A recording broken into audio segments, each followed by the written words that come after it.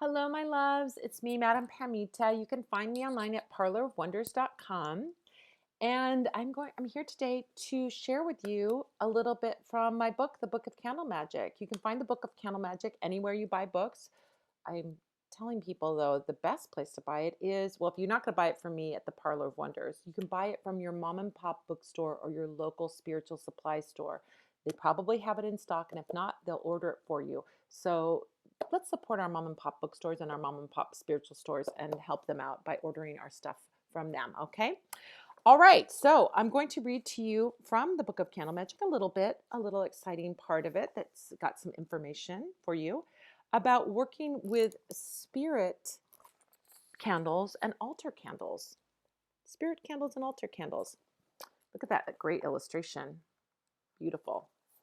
All right, so that was Wen Su, the illustrator who did that. She's beautiful. She's amazing, amazing illustrator. Anyway, I'm going to read to you about spirit candles and altar candles. And let me get that up here. Hold on. Um, I'm, I'm supposed to do this before I get started with the video, but we're started already. Here we go. All right, so I'm going to read to you spirit candles and altar candles. Spiritualists, devotees, and people who want the assistance of their ancestors, deities, saints, angels, or spirit guides may want to use a candle to invite a spirit into their presence. These candles are sometimes called altar candles or spirit candles. These candles are not done for a wish or a spell, but simply as an ongoing way to honor and welcome the spirit or ask for their assistance and protection. Usually, a larger candle that can be burned over several days is used for this purpose. A large pillar candle or a vigil candle are typically used. Choose a color that's associated with the particular spirit, or a white or metallic silver candle if there is no special color association. Some people choose a glass encased vigil candle that is decorated with the image of the saint or deity that they are invoking. But if a ready-made version doesn't exist, you can easily make one, either by pasting an image to the glass with white glue, using a computer printer to make a paper sticker, or drawing or painting the name, symbols, or an image of the spirit on the glass using a paint pen. Dedicate your spirit candle by holding the candle and envisioning the spirit and speaking words to invite them into your presence. You can light the candle during ritual when you invite the spirit to be in your presence, or during meditations when you would like to connect with the spirit.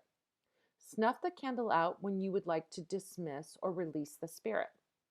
Some people like to burn these spirit candles alongside their spell candles so that they get the support of the spirit to help with their intentions for their spell.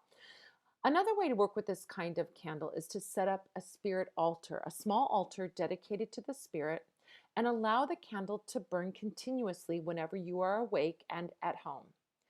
Unlike spell candles, spirit candles are not burned with the intention of completion, but are burned whenever you would like to invite a connection, communication, or the help of a spirit.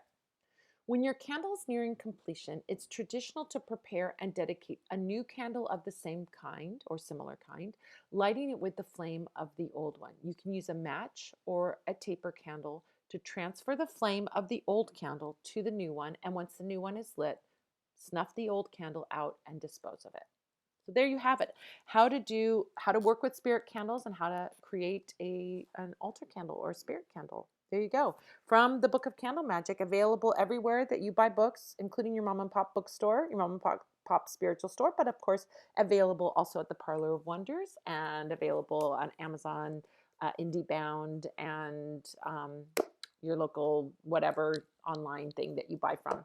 So there you have it, the Book of Candle Magic. I'll see you next week with another excerpt from this book to share with you. Bye.